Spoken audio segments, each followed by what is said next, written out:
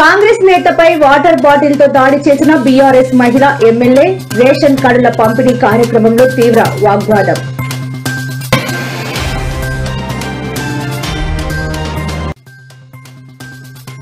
మంగళగిరిలో జాతీయ చేనేత దినోత్సవ వేడుకల్లో మంత్రి లోకేష్ స్వర్ణకారులకు సైతం ప్రాధాన్యం ఇస్తామని స్పష్టం.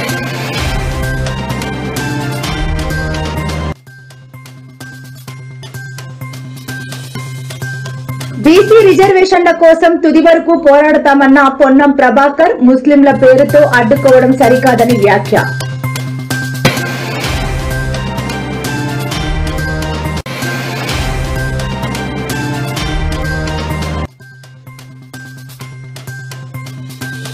తెలుగు రాష్ట్రాల్లో 3 రోజుల పాటు మోస్తారు నుంచి భారీ వర్షాలు వెల్లడించిన ఐఎండీ అధికారులు.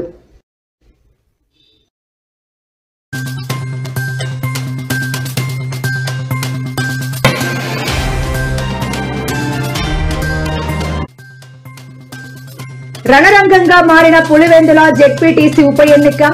పులివెందుల వైసీపీ కుటుంబానికి అడ్డా అన్న కేతిరెడ్డి.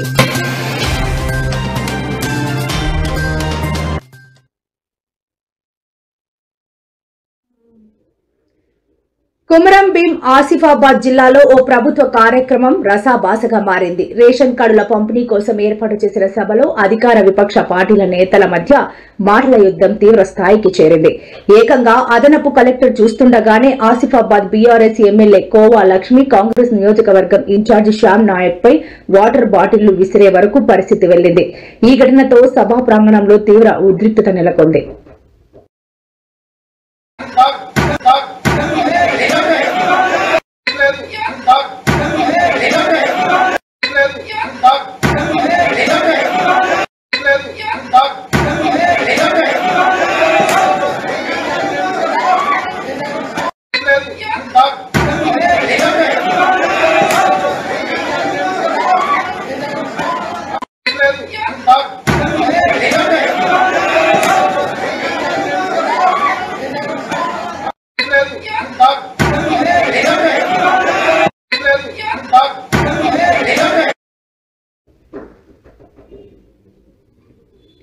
జాతీయ చేనేత దినోత్సవాన్ని పురస్కరించుకుని గురువారం నాడు మంగళగిరిలో ఏర్పాటు చేసిన వేడుకల్లో మంత్రి లోకేష్ పాల్గొన్నారు. ఈ సందర్భంగా ఆయన మాట్లాడుతూ చేనేత కళాకారుల నైపుణ్యానికి సెల్యూట్ చేస్తున్నానన్నారు.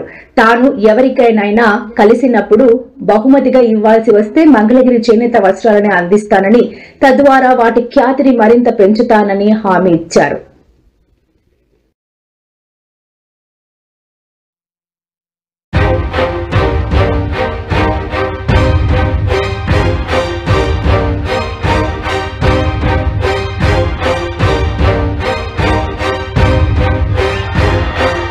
$53,000 కాదు, 91,413 మెజార్టీతో నన్ను గెలిపించి శాసనసభకు మీరు పంపించారు.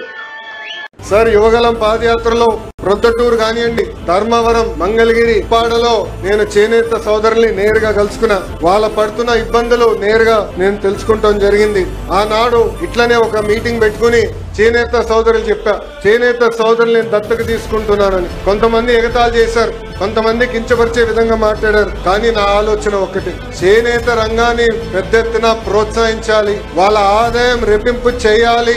ఆ లక్ష్యం పెట్టుకుని నేను దత్తత తీసుకుంటానని ఆనాడు చెప్పాను. ప్రభుత్వ స్కీమ్స్ తో పాటు డిజైన్లు కానివ్వండి, modern colours, skilling, market linkage, promotion, ఇవన్నీ చాలా అవసరం. అందుకే నేను మంగళగిరి కళాకారుల చేనేత కళాకారు వస్త్రాల్ని పెద్ద ఎత్తున ప్రమోట్ చేస్తున్నాం.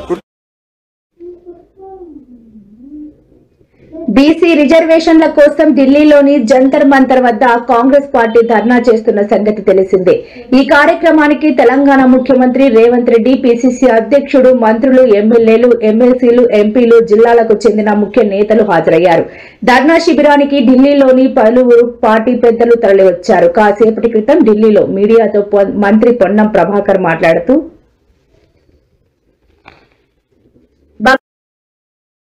దానికి కాలడ్డం పెట్టే ప్రయత్నం చేస్తా ఉన్నారు. ఈరోజు సికింద్రాబాద్ పార్లమెంటుకు సంబంధించిన ప్రజలు మిమ్మల్ని గమనిస్తలేరా? ఎందుకు ఈ విధంగా బలహీన వర్గాలకు సంబంధించిన నోటికాడి కూడును ఎత్తగొట్టే ప్రయత్నం చేస్తా ఉన్నారు? మీరు అన్న ఈరోజు మార్నింగ్ ప్రెస్ కాన్ఫరెన్స్ లో ఇది మాకు సంబంధం లేదు, రాష్ట్ర ప్రభుత్వం అనడం జరిగింది.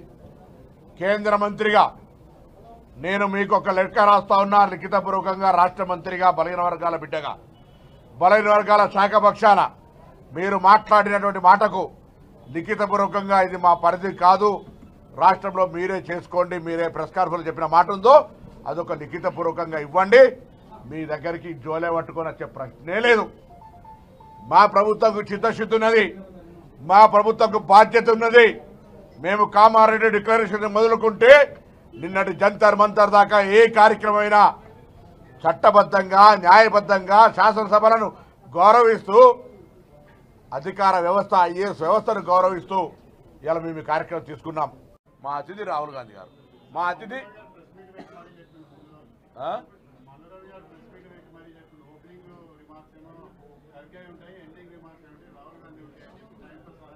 సరే ఖార్గే గారు అంటే నాకు ఐడియా లేదు. మల్లురాజు గారు మీరు ఆ ప్రశ్న బరాబర్ అడగచ్చు. నేను నాకు తెలిసి మా నాయకత్వం అందరికీ రాహుల్ గాంధీ గారు వస్తున్నారు. బంగాళాఖాతంలో కొనసాగుతున్న ఉపరితల ఆవర్తనాలు, ద్రోణుల ప్రభావంతో తెలుగు రాష్ట్రాల్లో మళ్లీ వానలు జోరందుకునున్నాయి. నేటి నుంచి రానున్న 3 రోజుల పాటు తెలుగు రాష్ట్రాల్లో మోస్తరు నుంచి భారీ వర్షాలు కురిసే అవకాశం ఉందని వాతావరణ శాఖ వెల్లడించింది. ఇవాళ తెలంగాణలోని యాదాద్రి, భువనగిరి, రంగారెడ్డి, వనపర్తి, జోగులాంబ, గద్వాల, మహబూబానగర్, నాగర్ కర్నూల్ మోస్తారు వర్షాలు కురుస్తాయని పేర్కొంది.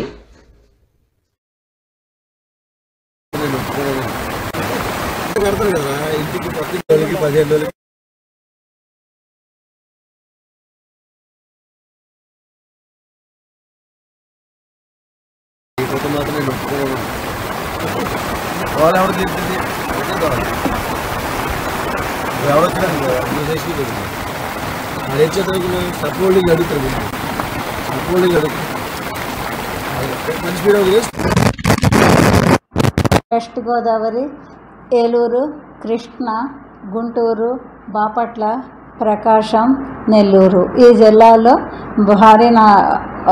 భారీ వర్షపాతం నమోదయ్యే అవకాశం ఉంది. అదేవిధంగా గాలులు 35 నుండి 45 కిలోమీటర్ల వేగంతో, గస్టింగ్ టు 55 కిలోమీటర్ల వేగంతో కోస్తా వెంబడి వీచే అవకాశం ఉంది. ఫిషర్మెన్కి వార్నింగ్స్ ఏం లేవు, కానీ జాగ్రత్తగా ఉండమని వాళ్ళని హెచ్చరిస్తున్నాము.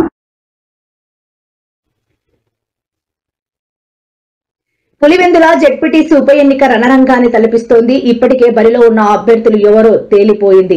ఒకే ఒక్క జెడ్పీటీసీ స్థానానికి ఏకంగా 11 మంది పోటీ చేస్తున్నారు. ఈ క్రమంలోనే కేతిరెడ్డి ఇవాళ పులివెందులలో మీడియాతో మాట్లాడుతూ జెడ్పీటీసీ ఎన్నికను తాము అత్యంత ప్రతిష్టాత్మకంగా తీసుకున్నామని తెలిపారు. వైఎస్ కుటుంబానికి పులివెందుల అడ్డా అని అభివర్ణించారు. గెలవలేమనుకున్నప్పుడే దాడులు అనే దాని మీద ఒక ఆప్షన్ కిందకి తీసుకోవడం జరుగుతుంది. ఈరోజు ప్రజాస్వామ్యబద్ధంగా తెలుగుదేశం పార్టీ వాళ్ళు ఇక్కడ చేయలేకపోవడం వల్లతోనే ఈ విధమైన గొడవలు జరుగుతున్నాయని చెప్పేసి నేను భావిస్తున్నాను. కావాలని ఏరి కోరి వాళ్ళ రాజకీయ పబ్బం ఎక్కడైతే గడుస్తుందనుకుంటున్నారో, లేదా 1-2 చోట్ల ఎన్నికలు జరిపి తద్వారా ప్రజల్లో సన్నగిల్లుతున్న లేదా ప్రజల్లో మసగబారుతున్నటువంటి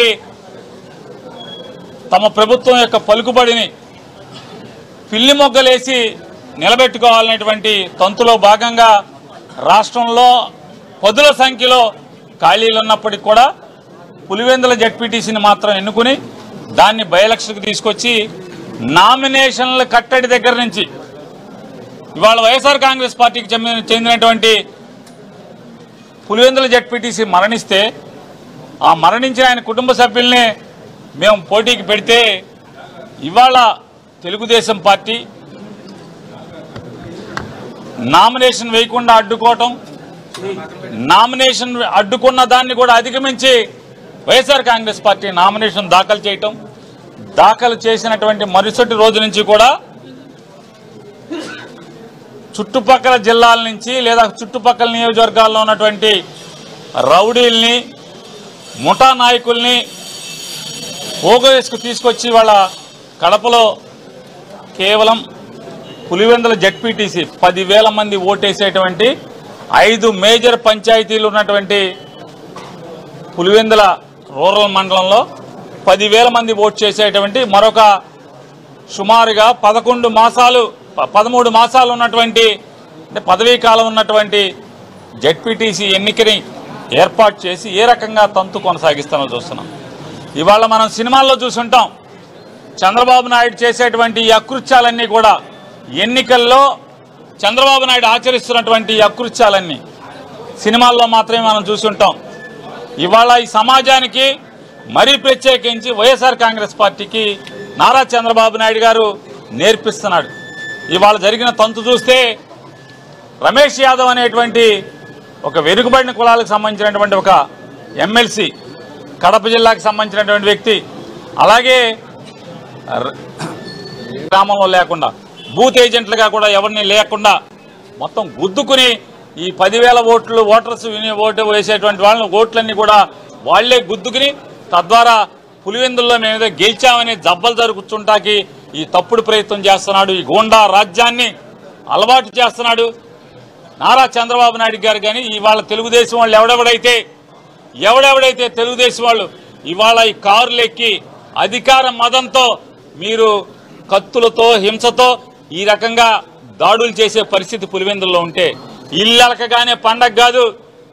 రేపు జగన్ వచ్చిన తర్వాత మీ కర్మ ఏంటో కూడా ఆలోచించుకోమని వాళ్ళే.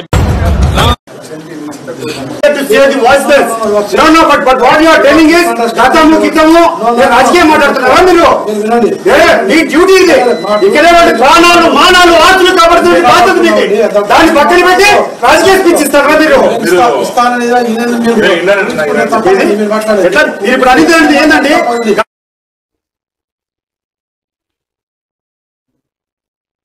ఏపీ సీఎం చంద్రబాబుకు గురుదక్షిణగా గోదావరి జలాలను బనకచెర్లకు తరలిస్తున్నారని సీఎం రేవంత్ రెడ్డిపై మాజీ మంత్రి హరీష్ రావు తీవ్ర విమర్శలు గుప్పించారు. ఈ మేరకు ఆయన ఇవాళ నర్సాపూర్ ఎమ్మెల్యే సునీత లక్ష్మారెడ్డి క్యాంపు కార్యాలయంలో మీడియా సమావేశంలో మాట్లాడారు. ముఖ్యమంత్రి మేడిగడ్డ పడావు పెట్టాడని, బనకచెర్లకు నీళ్లు గురుదక్షిణగా పంపించాడని విమర్శించారు. బేసిన్ మీద ఒక 500 టీఎంసీలు, గోదావరి బేసిన్ మీద దాదాపు ఒక 1000 టీఎంసీలకు మీరు బ్లాంకెట్ ఎన్ఓసి ఇవ్వండి. ఆ తర్వాత మీరు ఏ ప్రాజెక్టులైనా కట్టుకోండి, మాకు అభ్యంతరం లేదు. కేసీఆర్ గారు గోదావరి నదిలో మాకు 963 టీఎంసీల నీళ్లు కేటాయించారు. అయితే దీని తర్వాత కూడా 3000 టీఎంసీలు సముద్రంలో కలుస్తున్నాయని సెంట్రల్ వాటర్ కమిషన్ లెక్కలు చెబుతున్నాయి.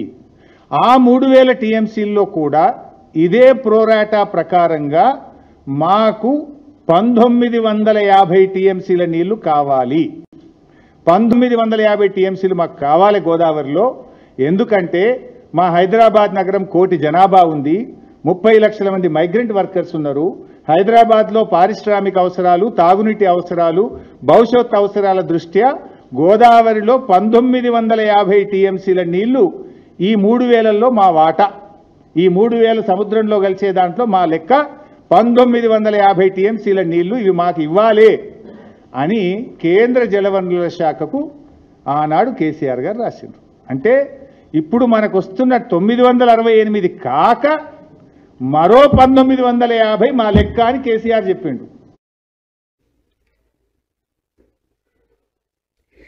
ప్రస్తుత వివాహాలపై మాజీ ఉపరాష్ట్రపతి వెంకయ్య నాయుడు ఆసక్తికర వ్యాఖ్యలు చేశారు. విజయవాడలో జరిగిన ఓ కార్యక్రమంలో పాల్గొన్న ఆయన భారతీయ వివాహ వ్యవస్థలో వస్తున్న మార్పులపై ఆవేదన వ్యక్తం చేశారు. మన కుటుంబ వివాహ వ్యవస్థను చూసి ప్రపంచ దేశాలు గౌరవిస్తాయని అన్నారు. వివాహాల్లో కూడా మనం చూస్తున్నాం, రాజకీయంలో ఇతరులు కలుపుకునే పరిస్థితి టీం తగ్గిపోతా ఉంది. అన్నదమ్ముడు కూడా సరిగ్గా ఉన్న పరిస్థితి తయారవుతుంది వాళ్ళ. అలాగే వివాహాల్లో కూడా మనం చూస్తున్నాం, ఈ మధ్య విడాకులు ఎక్కువైపోయి వాళ్ళిద్దరికి కెమిస్ట్రీ కుదరలేదట అని. ఫిజిక్స్ చూసి పెళ్లి చేసుకున్నప్పుడు కెమిస్ట్రీ కుదరలేదని తర్వాత విడిపోతామని చెప్పిన కారణం చెప్పడమే నాకైతే అర్థం కావడం. ఇది మంచిది కాదు. ప్రపంచంలో భారతదేశానికి గౌరవం తెలుసా?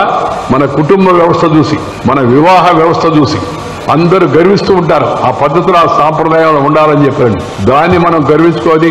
దాన్ని మనం అందరం కూడా. టాలీవుడ్ హీరో విజయ్ దేవరకొండపై ప్రజాశాంతి పార్టీ అధినేత కేఏ పాల్ ఆగ్రహం వ్యక్తం చేశారు. ఈడీ విచారణ తర్వాత విజయ్ దేవరకొండ పెద్ద యాక్షన్ చేశాడన్నారు. చేసిన తప్పును ఒప్పుకోకుండా లీగల్ అని మాట్లాడుతున్నాడని ఆగ్రహం వ్యక్తం చేశారు. విజయ్ ప్రమోట్ చేసిన యాప్స్ తెలుగు రాష్ట్రాల్లో బ్యాన్ అయ్యిందన్నారు. ఆ యాప్స్ ప్రమోట్ చేసినందుకు అరెస్ట్ చేయాలని అన్నారు. బెట్టింగ్ యాప్స్, గేమింగ్ యాప్స్ వేరు వేరని విజయ్ విజయ్ దేవరకొండ అంటున్నాడని అవి రెండు ఒకటేనని ప్రభుత్వానికి నిరూపించానని చెప్పారు. విజయ్ వెంటనే క్షమాపణలు చెప్పాలని డిమాండ్ చేశారు. To the Honorable Prime Minister of India Narendra Modi ji and Honorable Home Minister Amit Shah ji, what happened yesterday, August 2nd, 2025 in Delhi, right in front of the Park Hotel where I'm staying, when I was going to just have lunch. Shocking. Look at these goons. Pictures. The auto driver and 4 autos and a car blocked me. Tried to kidnap me, rush me, misguiding me. I was trying to avoid, and my assistant is right there with me. I'm helping Nimisha, Priya, Kerala. ఇప్పుడు మీ ఛానళ్లలో headlines స్క్రోలింగ్లో illegal betting యాప్స్లో నాకు పిలిచారని scrolling నడుస్తుంటుంది, headlines నడుస్తుంటుంది నాకు తెలుసు. కానీ first దాన్ని gaming apps clarification గురించి విజయ్ దేవరకొండని పిలిచారు అని ఫస్ట్ ఆ హెడ్లైన్ మీరు నా గురించి మార్చాలి. ఎందుకంటే బెట్టింగ్ యాప్స్ ఇన్వెస్టిగేషన్ తప్పకుండా నడుస్తుంది. కానీ మనని పిలిచింది వాళ్ళకు కూడా తెలియదు మన పేరు ఎందుకు వచ్చిందో. బట్ మన పేరు వచ్చినందుకు వాళ్ళు వెరిఫికేషన్ చేసుకొని వాళ్ళు డెలిజెన్స్ తీసుకోవాలి. మనం చేసింది గేమింగ్ యాప్స్కి ఎండోర్స్మెంట్. గేమింగ్ యాప్కి బెట్టింగ్ యాప్కి అసలు సంబంధమే లేదు. గేమింగ్ యాప్స్ అనేటివి completely legal, recognized by the government, licensed as a business.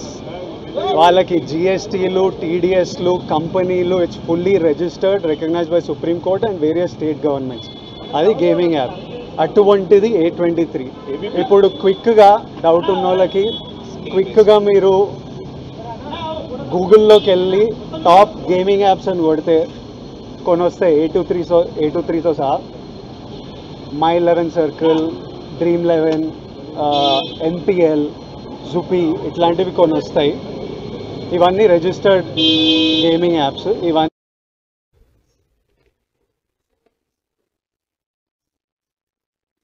మాజీ మంత్రి వైఎస్ వివేకానందరెడ్డి కుమార్తె సునీత, ఆమె భర్త నేడు కడప ఎస్పీ అశోక్ కుమార్ ను కలిశారు. వివేక హత్య కేసులో తాజా పరిణామాలను ఎస్పీకి వీరు వివరించారు. హత్య కేసులో నిందితుల బెయిల్ రద్దుకు సంబంధించి సుప్రీంకోర్టులో పిటిషన్ వేసిన నేపథ్యంలో ఎస్పీని వీరు కలిశారు. అనంతరం మీడియాతో సునీత మాట్లాడుతూ జెడ్పీటీసీ ఉప ఎన్నిక సందర్భంగా గత 2 రోజులుగా పులివెందులలో జరుగుతున్న ఘటనలను చూస్తుంటే తన తండ్రి వివేక హత్య గుర్తొస్తోందని అన్నారు. గొడ్డలి వేటుతో వివేకాను చంపి గుండెపోటు అని చెప్పారని మండిపడ్డారు. వివేక హత్య కేసుపై గత 6 ఏళ్లుగా పోరాడుతున్నానని సునీత చెప్పారు.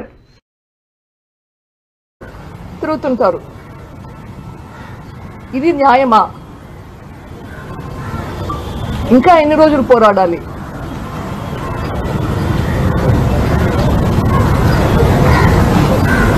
ఈరోజు ఎస్పీ గారితో ఇదే ఆవేదన వ్యక్తం చేశాను. ఎట్లా మనకి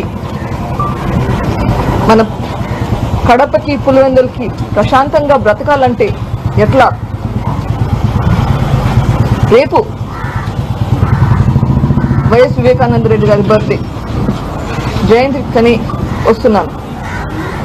ఈరోజు పొద్దున అమ్మ ఫోన్ చేసింది నాకు, భయపడుతుంది. పాప నువ్వు ఇక్కడ రావద్దు, ఇక్కడ గొడవలు జరుగుతున్నాయి, నీకేమన్నా అవుతుందేమో అని భయం వేస్తుంది.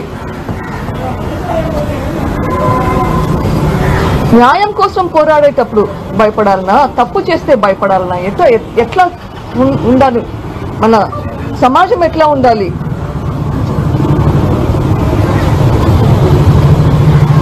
న్యాయం కోసం పోరాడేదానికి పక్కన సెక్యూరిటీ పెట్టుకొని తిరగాలనా?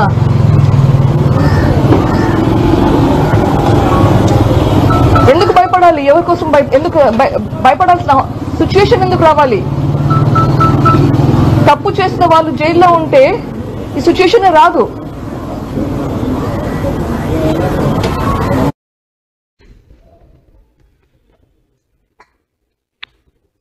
అగ్రనటుడు చిరంజీవిపై సిపిఐ జాతీయ కార్యదర్శి నారాయణ సంచలన వ్యాఖ్యలు చేశారు. రాజకీయాల్లో ఆరోపణలు సహజమేనని, అయితే మాట్లాడే ముందు చిరంజీవి విజ్ఞతతో మాట్లాడాలని అన్నారు.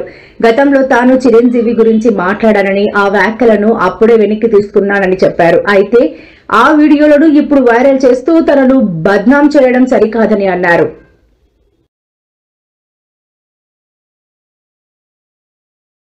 మేకలు తినే వాళ్ళకి నిన్న ఒక ఈవెంట్ లో మాట్లాడారు పర్టికులర్ గా, పాత వీడియో గారు నిన్న ఒక ఈవెంట్ లో మాట్లాడారు పర్టికులర్ గా. కొంతమంది నన్ను విమర్శలు చేస్తున్నారు, నా మంచి వారికి సమాధానాలు అంటూ కూడా చెప్పారు. వారి మంచో ఏందో నాకు అవసరం లేదు. నేను ఒకప్పుడు వాస్తవం చెప్పిన, కానీ అపార్థం చేసుకున్నారు. అది క్యాస్ట్ ఫీలింగ్ తీసి అడ్డం పెట్టారు కాబట్టి నేను క్షమాపణ చెప్పేశాను, అయిపోయింది. ఏమాత్రం విద్యుత్ ఉంటే ఆ పాత వీడియోలు తీసేసేయాలి. మనం దాన్ని కొనసాగిస్తే మళ్ళీ నేను కూడా కొనసాగిస్తా కదా, నా చేత కదా. అందువల్ల ఇప్పటికైనా ఆయన విద్యుత్ తోటి ఆ పాత వీడియోలు తీసేయమని, ఎందుకంటే నేను క్షమాపణ చెప్పాను కాబట్టి తీసేయమని చెప్తున్నా. తీయకపోతే ఆయన విద్యుత్కి వదిలేస్తా.